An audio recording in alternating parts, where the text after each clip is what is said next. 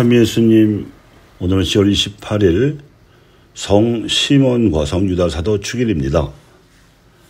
연중 제29주간 토요일의 독서 및 복음과 성 시몬과 성 유다 사도 축일의 독서 및 복음을 모두 아울러서 묵상한 말씀을 전해드리겠습니다. 총체적인 난국에서는 비상한 대책이 필요한 법입니다. 예수님 당시에 이스라엘 사회가 그러했고, 사도 바울가 로마에 편지를 써서 보낼 당시 로마 제국이 또한 그러했습니다. 막강한 군사력을 내선 로마의 철권 통치로 말미암아 조상 대대로 하느님을 믿어온 이스라엘 사회의 최고선은 형식적으로 봉행되던 예루살렘 성전의 제사에도 불구하고 무너져 있었습니다. 유다인들은 자유롭지도 평등하지도 않았으며 불의한 폭력에 짓눌려서 언제라도 백성의 봉기가 일어나도 이상하지 않을 만큼 불안한 상태였습니다. 로마 제국 안에서 자유로운 이들은 로마 시민들밖에 없었으며 나머지는 자유의 제약을 받고 있었고 노예들은 그 제약 정도가 더 심했습니다. 로마의 평화라는 박스로만 하는 로마 군대에 의해 간신히 지탱되던 거짓 평화였습니다. 시리아와 팔레스티나를 관장하던 로마 총독 빌라도는 갈릴레아 사람들이 예루살렘 성전에 와서 세례자 요한을 위해 제사를 드리려고 하자 그냥 죽여버렸습니다. 갈릴레아를 다스리던 헤로데 영주가 자신의 허락도 받지 않고 세례자 요한을 참수한 데 대해 복수를 하고자 한 것이었습니다. 헤로데는 갈릴레아 지역의 통치 관할권을 부여받았지만 갈릴레아를 포함한 시리아와 팔레스티나 전 지역의 사형 집행권은 어디까지나 총독인 자신의 고유 권한이었는데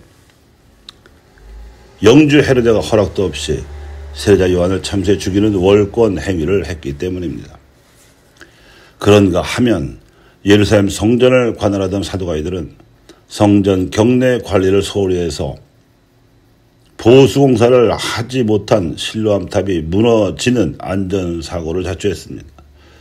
그들은 성전을 순례하러 오던 유다인들에게는 관심이 없었고 오로지 성전세 수입과 제사 때 바쳐지는 11조 수입에만 관심이 있었습니다. 그래서 보수공사를 하지 못해서 부실해진 이 실로암 탑이 무너지자 이 탑에 깔려서 18사람이나 참배를 당했지만 사두가이들은 아랑곳하지 않았습니다. 그래서 사람들이 빌라도를 탓하고 사두가이들을 원망하고 있었지만 예수님께서 보시기에는 빌라도가 저지르던 막무가내식의 수직폭력뿐만 아니라 그의 권세의 빌부터 백성을 억누르던 사두가이들의 폭력은 표면상으로 드러난 죄악상일 뿐이었습니다. 훨씬 더 광범위한 수평폭력이 백성 사이에서 일상적으로 저질러지고 있었기 때문이었습니다. 그래서 총체적인 난국에서는 백성이 근본적으로 하느님께 회개하여 성령의 이끄심을 받지 않고서는 도무지 해결책이 없다는 것이 예수님의 가르침이었습니다. 성령만이, 그래서 성령의 이끄심을 따르는 백성의 회개만이 근본적인 대책이었습니다. 본시 초대교회 이래로 교회는 성령의 이끄심을 따르는 메시아적 백성이 근본적으로 하나님께로 돌아서는 회개의 결과로 생겨난 것이었고 그래야 세상 사람들을 구원하기 위해 세워진 하나님의 대책이었습니다.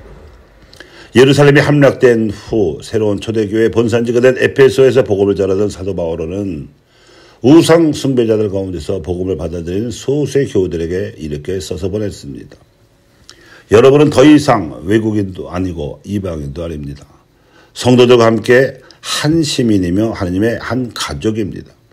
여러분은 사도들과 예언자들의 기초 위에 세워진 건물이고 그리스도 예수님께서는 바로 모퉁이 돌이십니다.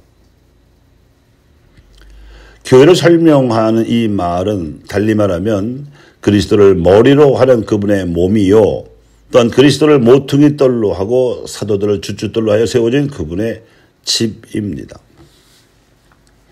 인류를 위한 하나님의 구원 대책인 교회를 세우시기 위하여 예수님께서는 공생활 또한 제자들을 불러 사도로 양성하셨습니다.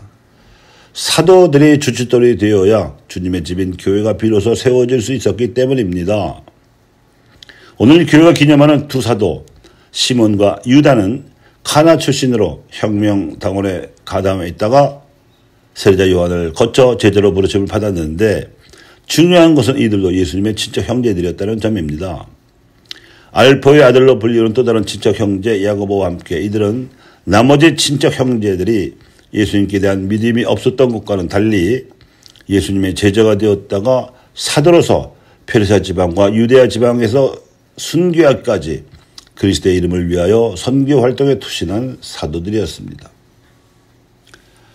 사도행전에서는 이 사도들의 대표로서 베드로와 바울의 행적만이 영웅적으로 기록되어 있지만 그 속에는 나머지 사도들의 행적이 뭉뚱그려 담겨 있다고 보시면 됩니다. 그 근거가 이들이 제자 시절 2번 파견되어 복음을 선포했을 때에도 복음을 고쳐주고 마귀를 쫓아내는 기적을 일으켰었기 때문입니다. 그들은 사도직 실습을 나가기 전에 예수님으로부터 뱀과 전갈을 밟고 원수의 모든 힘을 억누르는 권한을 부여받았던 것입니다. 교회 여러분, 그리스도의 군사가 되는 견진 성사를 받으셨습니까? 그때 여러분이 이마에 받은 성류는 여러분을 사도로 부르시는 하나님의 은총의 표시로 받은 것입니다.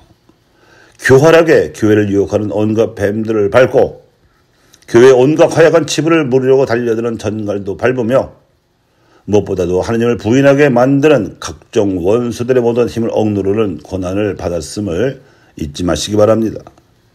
냉담자가 전체 영사자의 90% 육박하는 이 비상한 시기에 여러분의 사도직 소명의식이야말로 열매를 맺지 못하는 나무와도 같은 이 교회의 둘레를 파서 성령의 걸음을 주는 대책이 될 것이며 또한 무너져가는 주님의 집을 다시 이렇게 세우는 총체적 회개 대책이 될 것입니다.